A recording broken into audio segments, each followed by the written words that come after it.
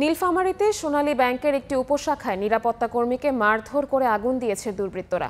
এতে পুড়ে গেছে নথি ও আসবাবপত্র। হাসপাতালে চিকিৎসাধীন নিরাপত্তা কর্মী জানান, শনিবার রাত 1:30টার দিকে 3 জন হামলা চালায়। পরে বেঁধে রেখে ব্যাংকে তল্লাশি চালানো হয়। উল্লেখ করে তিনি বলেন, পালানোর সময় আগুন দেয় দুর্বৃত্তরা। পরে ঘটনাস্থলে পৌঁছে আগুন নিয়ন্ত্রণে আনে ফায়ার সার্ভিস ও পুলিশ। এই ঘটনায় সদর থানায় অভিযোগ করা হলেও কাউকেই আটক করতে পারেনি পুলিশ। কোনো নগদ টাকা খোয়া বা পড়ে যায়নি বলে জানিয়েছে ব্যাংক কর্তৃপক্ষ।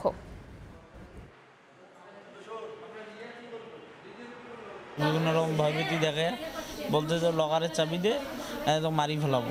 তাৎক্ষণিকভাবে 999-এ ফোন দিয়ে ফায়ার সার্ভিস এবং পুলিশের সহায়তা চাই এবং ওনারা তাৎক্ষণিকভাবে এসে আগুন নিভায় এবং গার্ডকে উদ্ধার করে হাসপাতালে পাঠায়।